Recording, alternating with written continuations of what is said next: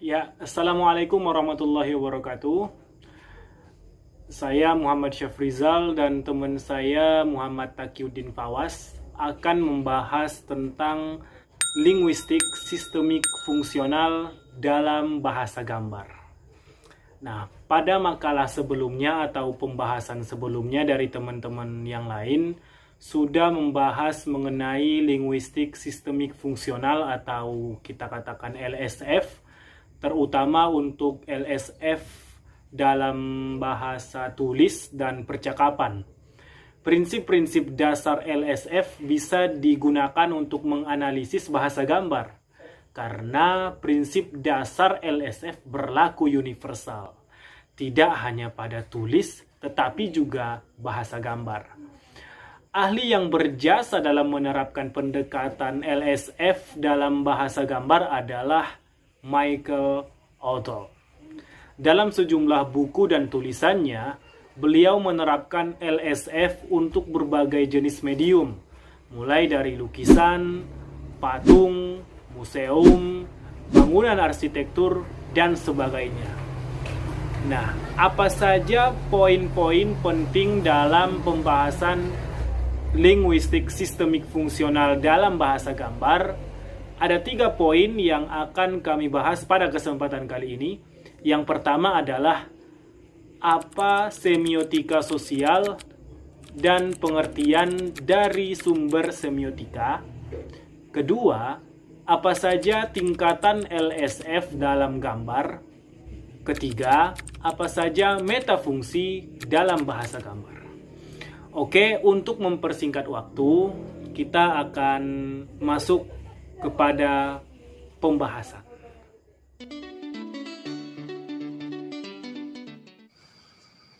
Linguistik sistemik fungsional dalam gambar atau LSF kita bisa menyebut dengan semiotika sosial. Linguistik sistemik fungsional pada awalnya itu hanya digunakan untuk menganalisa bahasa teks atau tertulis. Lalu kemudian para ahli menemukan bahwa prinsip-prinsip dasar LSF ini berlaku universal.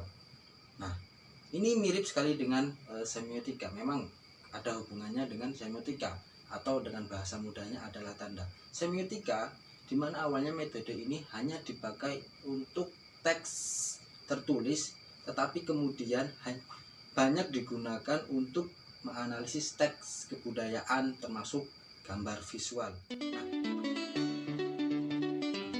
setelah kita berbicara tentang tanda atau semiotika, tentunya kita harus berbicara tentang sumber. Apa itu sumber dari semiotika?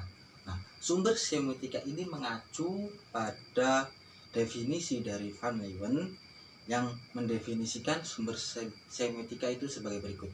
Sumber semiotika adalah segala tindakan dan artefak yang kita gunakan untuk berkomunikasi, apakah itu diproduksi secara fisiologis dengan alat vokal kita, dengan otot-otot yang kita gunakan, terus untuk membuat ekspresi wajah dan gerakan dan sebagainya, atau dengan teknologi, dengan pena, dengan tinta, dengan kertas, dan juga bisa menggunakan perangkat keras atau perangkat lunak dari komputer.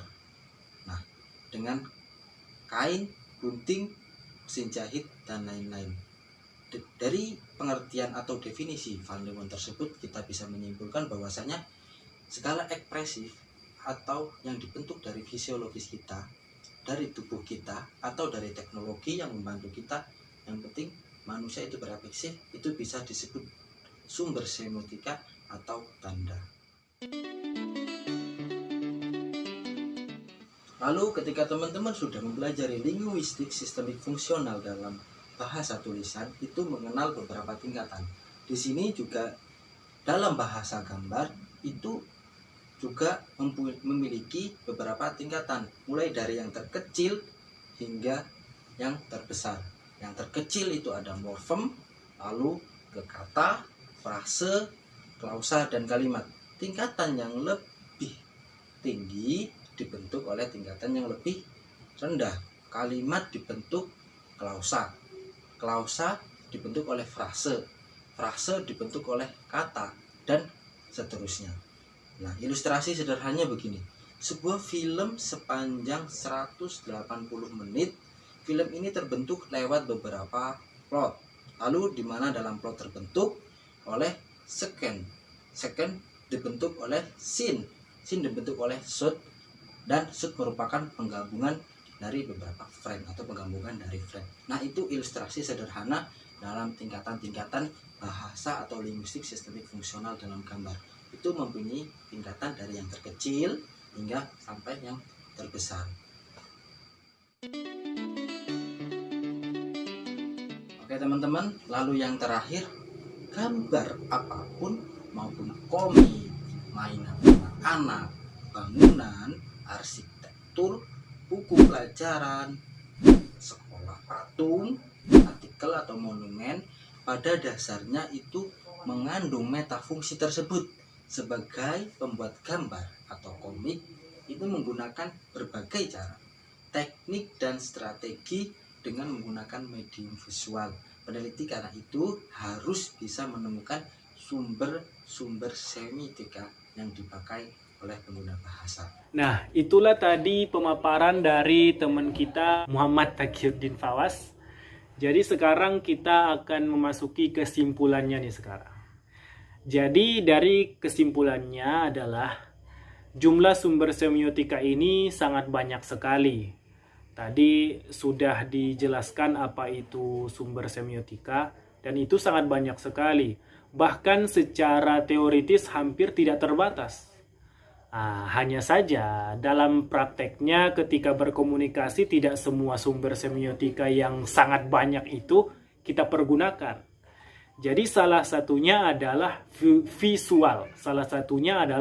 visual. Di dalamnya memiliki berbagai tingkatan seperti halnya bahasa tulis. Selain memiliki berbagai peningkatan, bahasa gambar juga mempunyai multifungsi, yaitu ideasional, interpersonal, dan tekstual. Nah, jadi itulah pembahasan kami pada kesempatan kali ini mengenai linguistik sistemik fungsional dalam bahasa gambar. Oke, jadi terima kasih kepada teman-teman yang sudah menonton video ini. Semoga menambah ilmu kita dalam bidang komunikasi visual ini, dan terima kasih juga kepada dosen pembimbing kami. Semoga bermanfaat. Mohon maaf atas segala kekurangan dari pemaparan kami. Assalamualaikum warahmatullahi wabarakatuh.